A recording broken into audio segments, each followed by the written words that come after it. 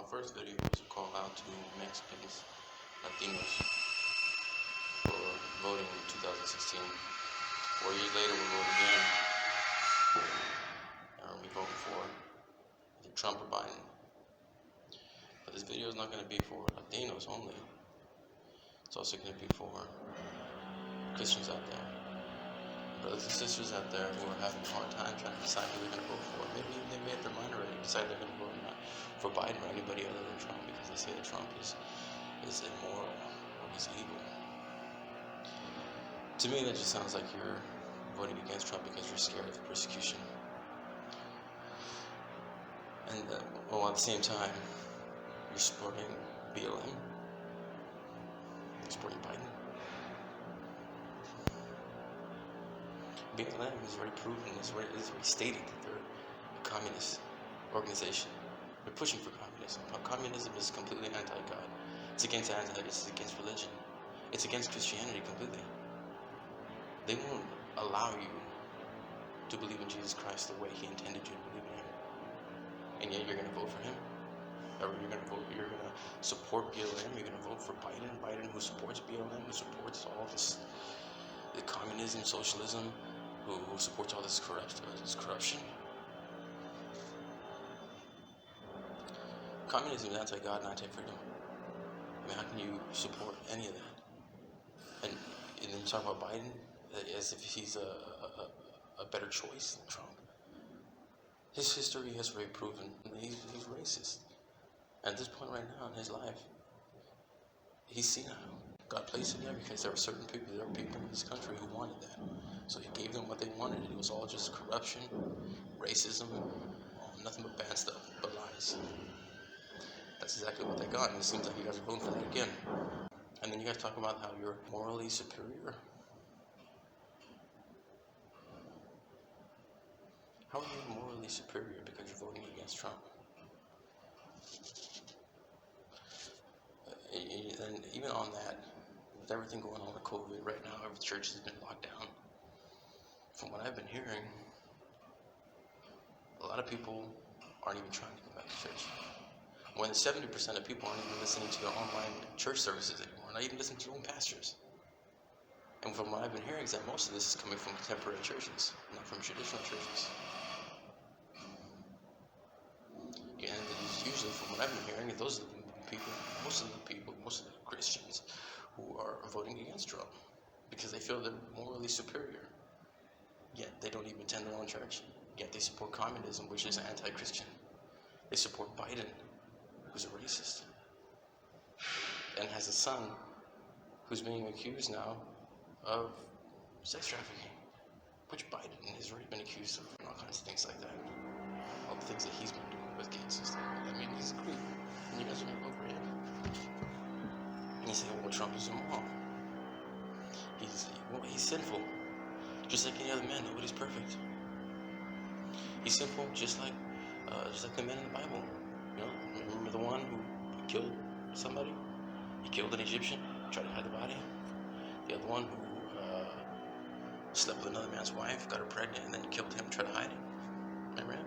Man after God's own heart. What about the other one who denied in the New Testament? Well, he denied Jesus 3 times. Yet he repented.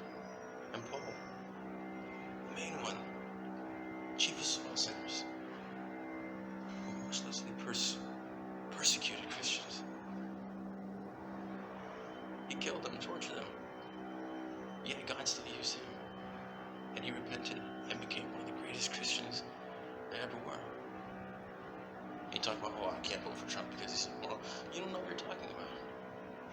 You're a hypocrite. You don't even attend your own church, and how are you going to try and talk about Trump? His history proves that he's not racist. He's done so much for the minority community. So much, now you have to do the research. Some of it, a lot of it's just right out there. A lot of it has been praised in the media, on TV and everything, but now suddenly it's all forgotten. Biden has nothing like that at all.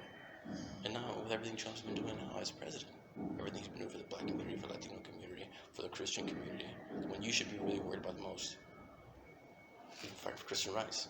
He allows us to pray back. He allows us to pray in school again, bring our Bibles to school again. Something that my kids really cared about when they were still going to public school. Prayer back in God and government. We're actually praying to God again in the government. We have so many preachers, even black preachers and everything, going to the White House and praying for the country, praying for the president. When does that happen? When do the Democrats ever do that? They don't. And he's exposed to Christian persecution around the world. Nobody else was doing that. Everybody else was attacking Christians here. Now he's protecting us and exposing how much we've been persecuted. He's also exposing the pedophilia in our country, in Hollywood. He's exposing the corruption in the media. And he's trying to shut down abortions. How can you not support them? Trying to shut down abortions.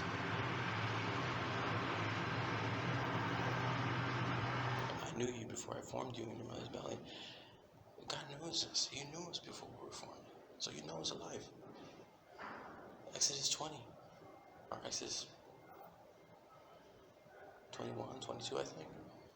Where He says, if somebody kills a baby inside of a woman's belly, then you kill him. It's a life for a life. It's already a life. It's not a fetus, it's a life. He's fighting for children's lives, for children's rights, for women's rights in there. Come on. Really, at this point, there's no choice. As a Christian, there is no choice. You have to go for John. He's the righteous man that we've been praying for. You look at his history, he's been holding it off, not wanting to come until it was right, until we really needed him, and this was the time, and God allowed it. God appoints people in these positions, and He appointed Trump.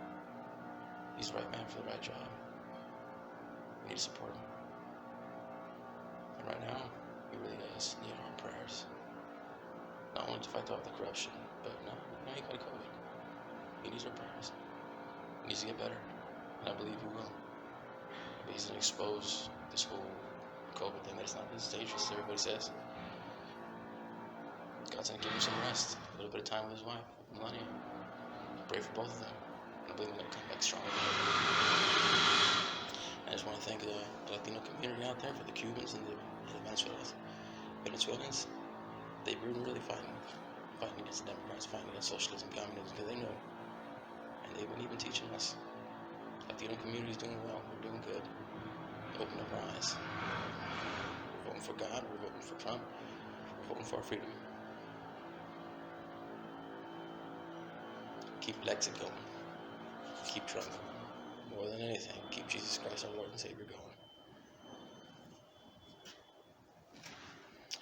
Adios, hermanos.